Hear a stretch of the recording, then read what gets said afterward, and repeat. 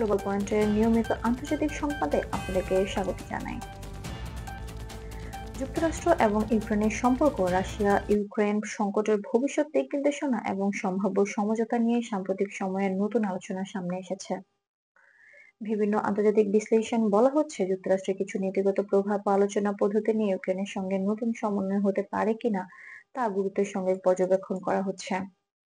একাধিক বিদেশি সংবাদ মাধ্যম উল্লেখ করেছে যে যুক্তরাষ্ট্রের পক্ষ থেকে আলোচনার ক্ষেত্রকে আরো সুসংহত করতে কিছু সুপারিশ বা শর্তের কথা বলা হয়ে থাকে, যেগুলোর সংখ্যা অনেক সময় বিভিন্ন প্রতিবেদনে আলাদাভাবে ব্যাখ্যা করা হয়।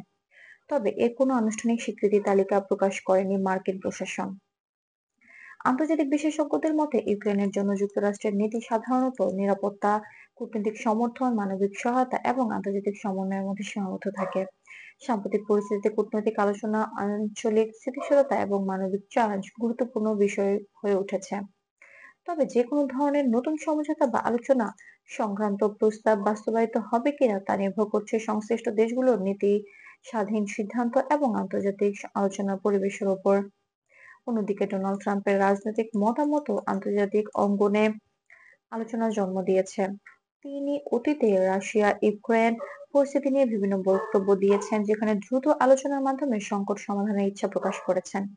তবুও যুক্তরাষ্ট্রের বিদ্যমান নীতি নির্ধারণ করে বর্তমান প্রশাসন এবং তাদের সিদ্ধান্তই বাস্তবে প্রভাব ফেলে। ইউক্রেন সরকারও তাদের নিজস্ব নিরাপত্তা, সার্বভৌমত্ব এবং আঞ্চলিক বাস্তবতার উপর ভিত্তি করে অবস্থান নির্ধারণ করে। আন্তর্জাতিক বিশ্লেষকরা বলেছেন, ভবিষ্যতে এই ইস্যুতে যুক্তরাষ্ট্র ও ইউক্রেনের মধ্যে নতুন নীতিগত সমন্বয় হতে পারে, আবার পরিস্থিতি অপরিবর্তিতও থাকতে পারে। বিশ্বমঞ্চে কূটনৈতিক প্রচেষ্টা ও বিভিন্ন দেশের মধ্যস্থতা এখনো চলমান। 2024 এবং 2025 সালের আন্তর্জাতিক পরিস্থিতিতে যে কোনো সিদ্ধান্ত নেওয়া হবে বিস্তৃত মূল্যায়ন ও সহযোগিতার ভিত্তিতে। পরিস্থিতি যেভাবে পরিবর্তিত হচ্ছে তা নিয়ে বিশ্বব্যাপী আগ্রহও বাড়ছে। সংশ্লিষ্ট সব দেশের নীতি নির্ধারকেরা কূটনৈতিক সমাধান এবং স্থিতিশীলতা বজায় রাখাকে সামনে রেখে আলোচনার সুযোগ খুঁজে বেড়াচ্ছেন। এটা ছিল গ্লোবাল পয়েন্টের পক্ষ থেকে আজকের আন্তর্জাতিক আপডেট। আরো গুরুত্বপূর্ণ বৈশ্বিক সংবাদ জানতে চ্যানেলটি সাবস্ক্রাইব করে সঙ্গেই থাকুন। ধন্যবাদ।